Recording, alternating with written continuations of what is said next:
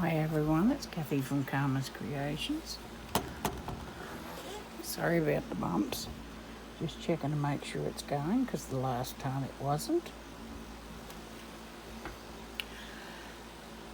This video is going to be a show and tell. We're going to show some things that I've made that have been inspired by other makers, YouTube makers. First off, not just YouTube. The first two things are the first two pictures that I've made following Fleur Woods' instruction. I participated in her first workshop, online workshop, and it was absolutely thrilling and inspiring, and I don't know what else to say. It was just everything. It was just everything for me. This first piece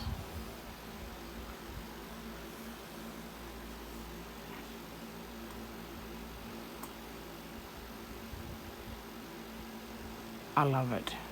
I just love it.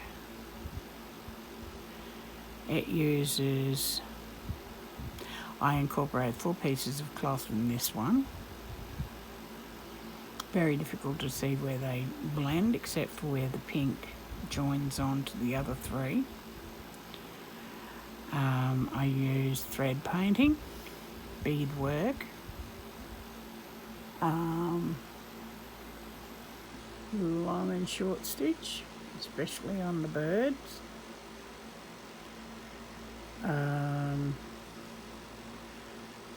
I thread painted, totally covered all the leaves, but only accented the roses. Beautiful peony roses and roses. I used the beads here for the berries. The butterflies were drawn on a piece of calico, then thread painted, and then I cut them out and appliqued them onto the fabric.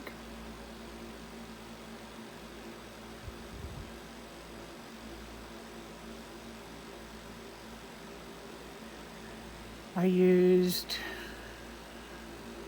tried with this one to stick to the colours of the original piece.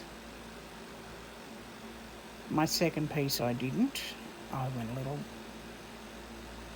a little wild, I suppose you could say, or adventurous, or I don't know what the word is, but I used a bit more imagination, I suppose. This is the piece.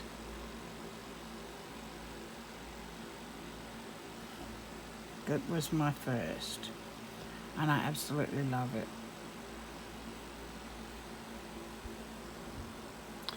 This one is twice the size, and it's my second piece.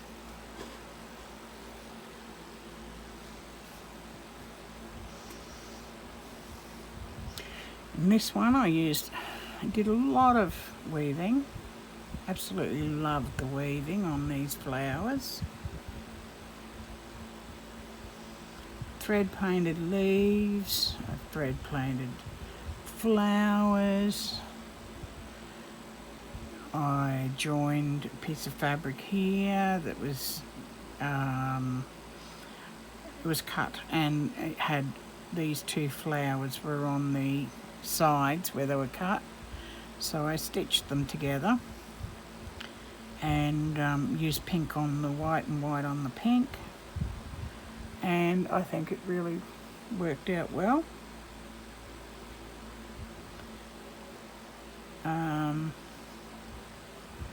This little butterfly here is the only piece of tatting that I've ever done. I hate tatting, and tatting doesn't like me a lot either. Another bird in this one, all thread painted. took a long time, but I absolutely adored making it. He tends to blend in a little bit more than the other one does, but that's okay.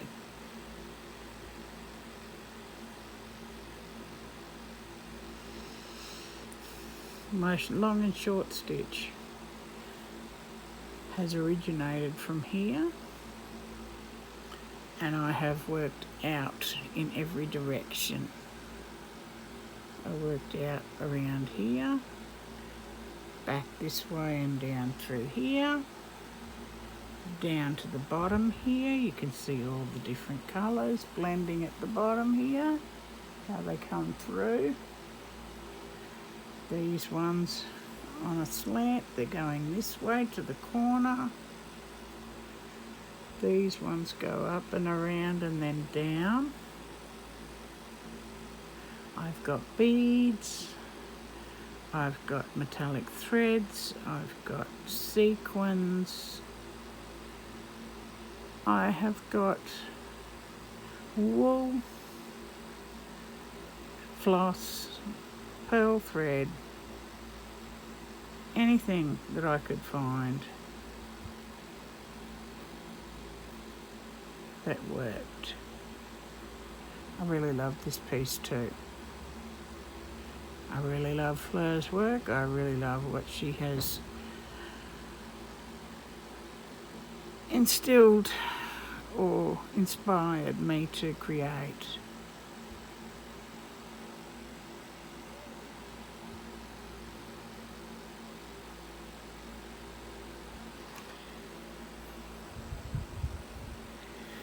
This is a little bag, well, it's not so little.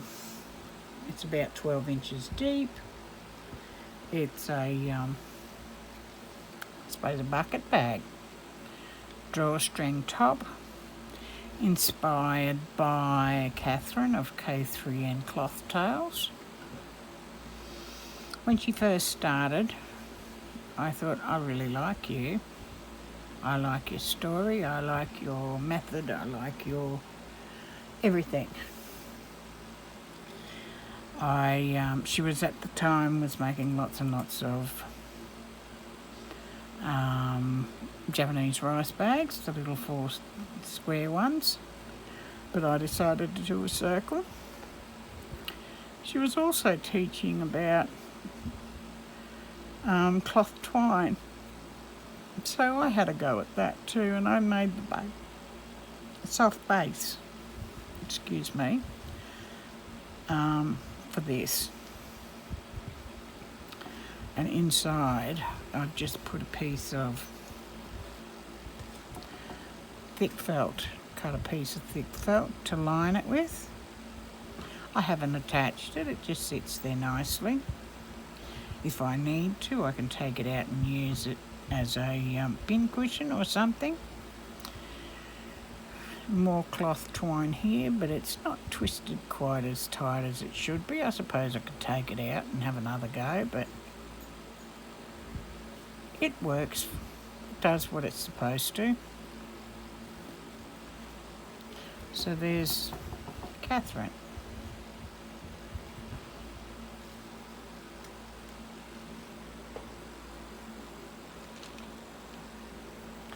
Then along comes Jennifer Clouston. I had her books. I had already been collecting her books. I had 3 of the 4. And I had made this. I didn't have any suiting. This is all cotton. Either Japanese cotton or quilt cotton. But I wanted it in the dark tones, so I dug deep and found all the browns, greys and blacks that I could find. And this is a paper pieced piece. I covered most of my seams. I just found one there that hasn't got anything on it. I may go back and do that, I don't know. I've lined it, fully lined. And I had these handles in my collection for quite a while, and they just seem to be exactly the right thing for this bag, so there it is. Like a locust. Oh.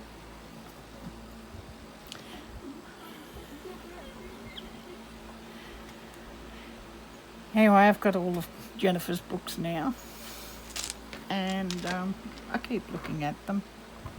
I've used everything on this. I've used embroidery, I've used braid, I've used wool, cotton pearl, silk, stranded thread, ribbon embroidery, beads, sequins. Yeah, I've used a bit of everything. I followed a little bit. I followed Jennifer's work. Like this little sprig here is sort of out of her book. Of course, it's never going to be as good as hers, but that's fine. So, yeah. So there's Jennifer. Next is Corinne. Corinne is To Be Loved by Corinne. I make lots and lots of pieces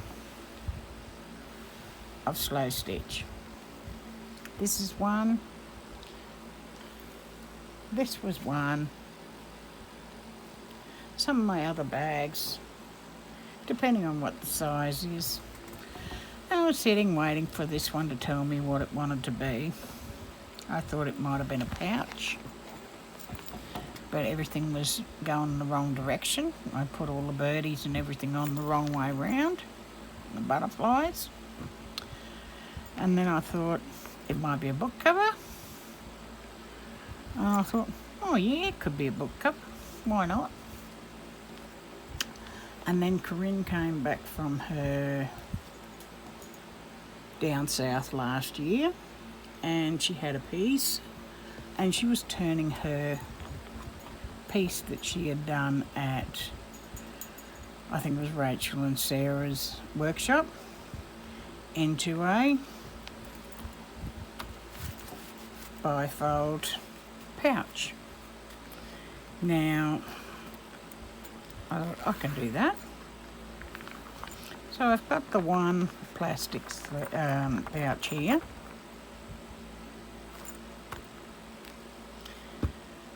And then I was about to put a second one on, and Corinne was talking about how they make a funny noise and make a noise and stick together, and I thought that doesn't sound like much fun. So I put a cloth pocket on this side.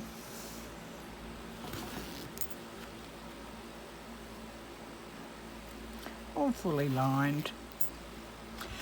I have used brights because I love brights. I love brights, I love pinks. It's all hand stitched. I've used a lot of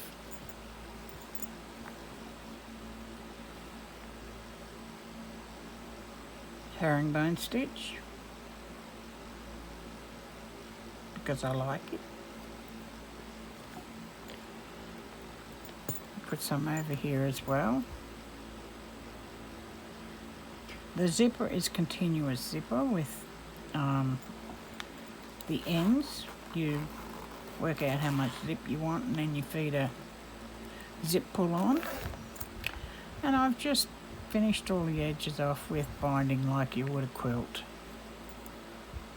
Some things I finish off like that, some I leave loose. Just depends on how I feel.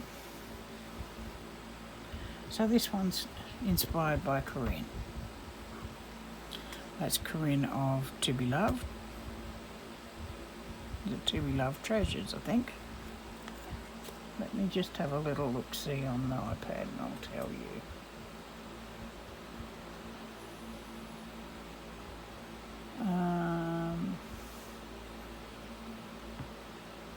course, everybody will know anyway who she is, so it won't make much difference. To Be Loved, Treasured by Corinne. The next thing is some little pouches that I made during the Roxy's Journal of Stitchery 4 or 5, the useful things, early last year. This one here is just a nice little good sized pouch. It's fit a notebook and probably your purse and your phone if you were going somewhere. I've outlined the little birdie because, you know, we all need birdies. We need flowers and birdies in our lives.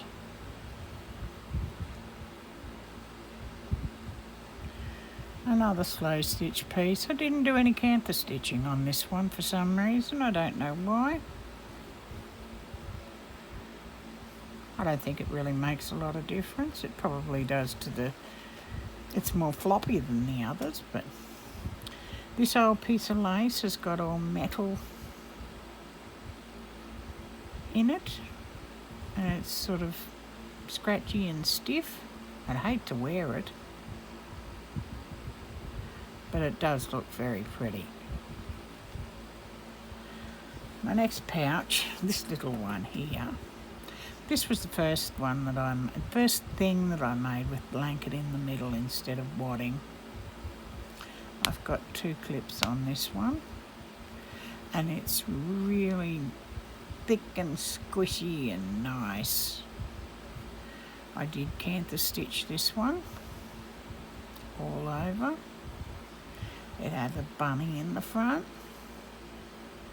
a little sleeping bunny. On the back I have a blue bird. This lace here is an antique lace. This tiny little one here with these weeny little bows on it, that's an antique lace as well.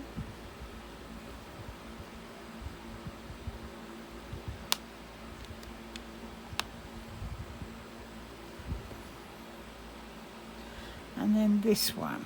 This is my only neutral piece. I love colour, I love brights, I love pinks, but I love sheepies too.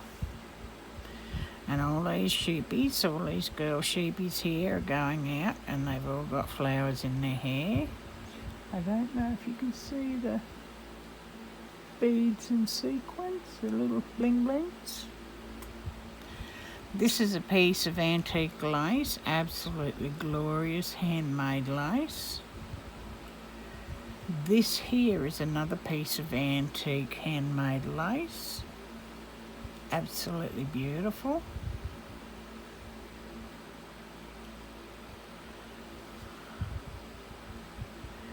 These sheepies got flower in their hair. This one I've stitched, canter stitch, but much wider, not tight little curves. So that was inspired by the Roxy's Journal of Stitchery. I've got lots of other things inspired by their journals too, but now these two, again, they were just pieces of slow stitch, just a block, just a piece, and then it says, I want to be a pouch. I don't know if other people's work talks to them, but mine does. I've made a little box bottom on this one, so it can stand up and you can put things in it, or you could use it as a thread catcher when you're doing a workshop or something. It's a good little size. I could probably hold the threads that I need all standing up in there like that and just pull the thread off the top. Might have to think about that. And then this one, my love of blings and pinks. These are all either sari silk fabrics or sari braids. Lots of gold, lots of bling. I didn't have to add any bling, all the fabric had its own bling. And this little pouch, well, it's not a box bottom. It's just a little pouch, a little tiny pouch. It might be a good one, perhaps for holding some paperwork or maybe the needle cases and pin cases, little things that are flat. Now, who inspired them?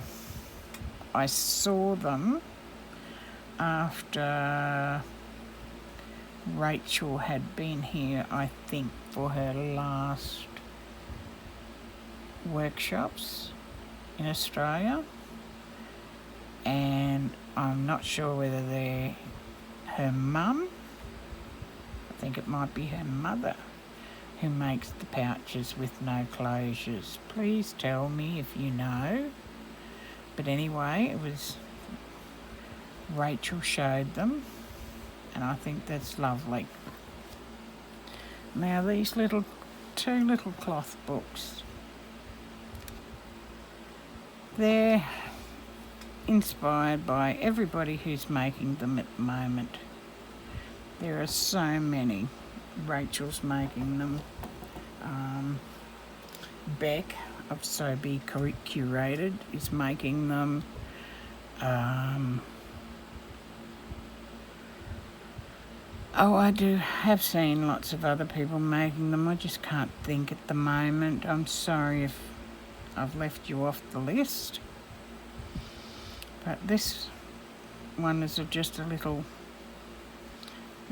bit of blanket there. A little needle case. It's got all sewing inspired things in it and little pieces to add to your projects. Some buttons on tiny ribbon. Some little pockets to put things into.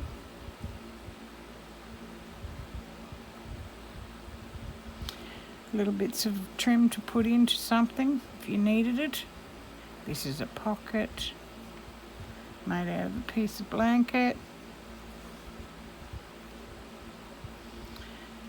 Tags to put on your finished items. To you from me, stitched with love, etc. Cute as a button.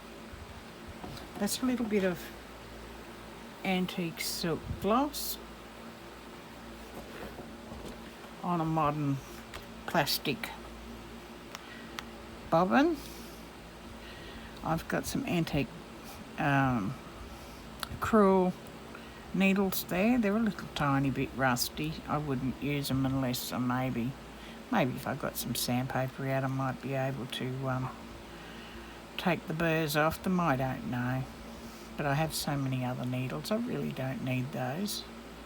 This little piece of felt here I've put for any new needles. A few pins, and last of all, just a little cardboard that could be a belly band. Put something under there you don't want to lose. This one is more like special bits. This is antique lace here. Handmade. Absolutely beautiful. All these little motifs that have come from clothing that I've pulled apart.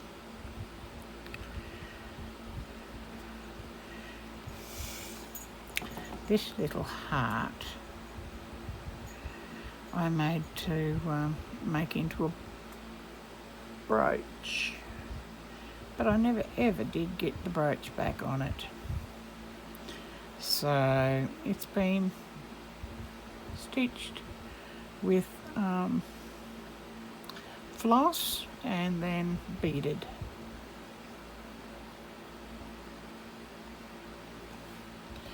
And it can just sit in there because that's the perfect place for it. I made a pocket out of this stitchery that I have never ever finished off. Put some bugle beads in there. And then throughout I've put many things that you could add to a project. There's some antique ribbon. It's quite discoloured, but this little pocket's just made out of a piece off a doily.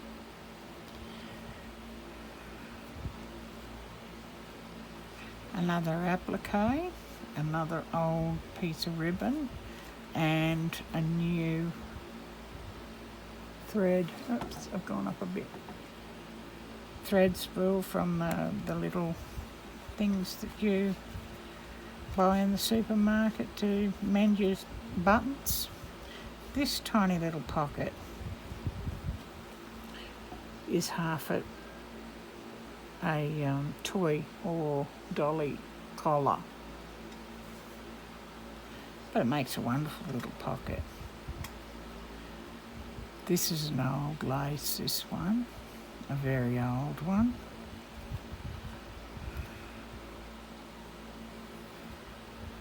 Some more of those tags to add to your garments. This is a really old piece of needle lace that I've used as a belly band.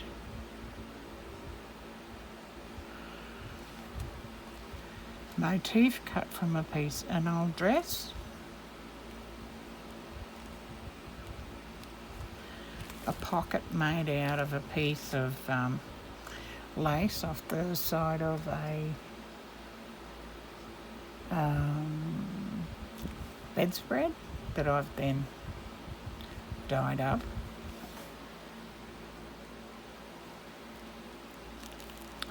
Some more old needles made in England, nickel plated.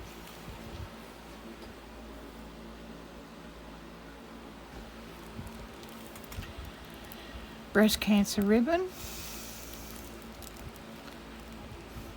This is an absolutely beautiful piece of cross stitch that was never finished and was discoloured, so I've cut out the rows to use as an applique one day. This one's another applique that was a piece of a doily. And another piece of cross stitch, not quite as small as the last one, but equally beautiful. I just made this little book to put things in that might go on slow stitch projects, so I can just put it in when I go out and about if I've got my most recent piece handy. More little bits of lace and motifs. Another tiny piece of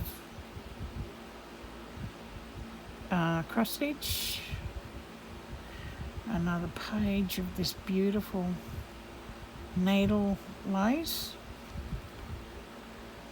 And there's the back, it's a pocket.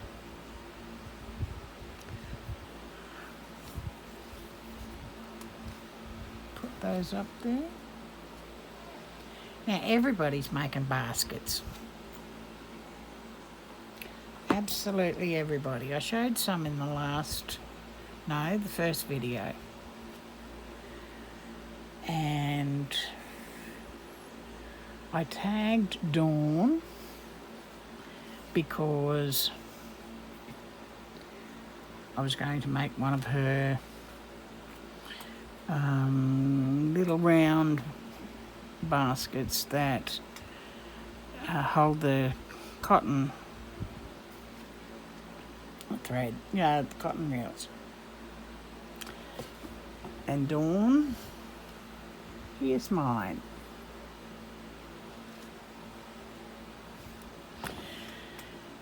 Mostly it's the same as yours. My piece is a circle rather than a hexagon. It's a 9-inch circle, 9-inch diameter. I had one piece of fabric only on the bottom, but I pieced 6 pieces into, like slices of pie, into the inside.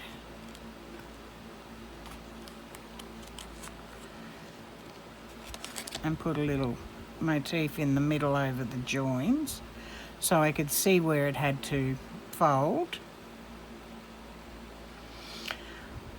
When I sewed these, I sewed them by hand, but I only just pinched the edge of it. It's quite thick because it's got blanket in it. And I couldn't get a needle through to put the ribbon in, so out comes the crocodile, and I chopped holes in the corners, in the bits that stick out. Not a problem getting the ribbon through now. I put on there 7 threads that I use quite often. I do use the fluoros a lot. I found that the hole in the middle of mine was exactly the right size to hold my biscornu that I made watching Kathryn again from Kathryn clothtales. And that's a 5-inch square that I've made that one out of. And then because my hands aren't always as good as they can be, I have neuropathy, I put 2 little handles so that I could pick it up easily and carry it when I went into the bedroom or from one table to another. So, Dawn Meldrum, this is my little thread basket. I will be making another 3 or 4 so that I can put all the other threads that I use all the time on them, and they can stay there until I have to replace them. I then use the same colours, those greys and blues, and I said I was making a basket out of a piece of blanket that was 11 inches across and just having a 2-inch rise on the side. Well, this is it. And this little basket actually fits in it. So when I go places, I can put my small scissors underneath. I've only got the big ones out here, but here's a small pair. I can put my small scissors underneath there. I can put a few other things like tape measures, and then I can put that on top, and I've just got the one little bowl to carry out.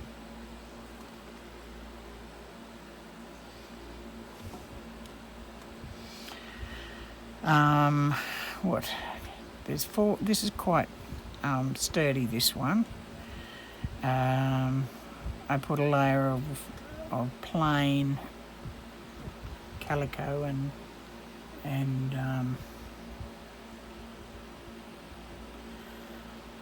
linens, old worn linens on both sides of the blanket, and then I've decorated both sides as well.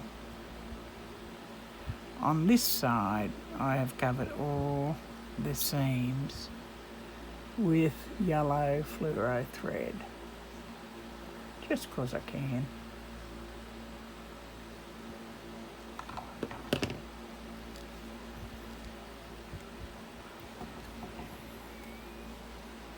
That was These ones were inspired by Dawn. These were all inspired by Sarah. There's more, but this is just some of them. This little one is my thread catcher. I haven't finished it. I haven't gone over it. I haven't done any canthus stitching. I have just covered each patch or gone around each patch with a little running stitch, and it was a piece of fused cotton onto thick interfacing, so it sort of keeps its shape really well too. And I've just put a piece of binding around the outside, so I don't think I will be doing any more to it. It's just my little thread catcher one, and it goes in with that.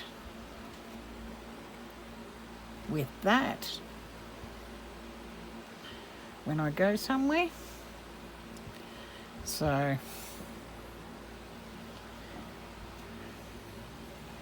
but these are the ones that was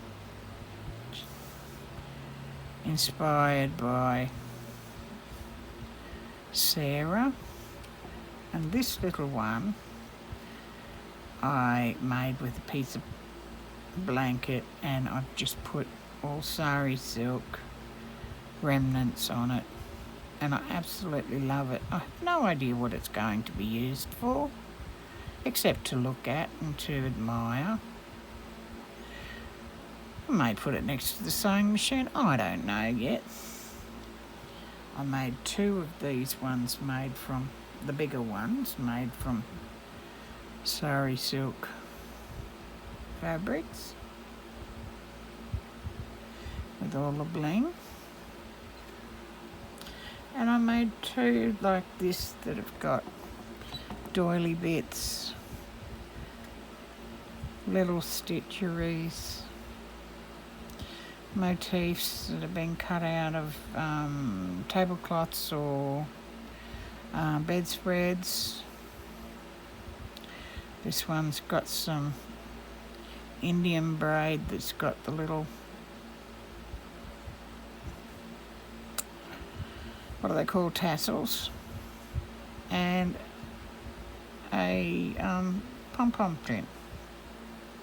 So they're all a little bit different. I don't know, I think I need to stop because there's so many of them and you can only use so many. Anyway, I think that might have to be the end of that. The first of my show and tell and inspired by videos. Thank you everyone, and thank you especially the people who have inspired me. Bye.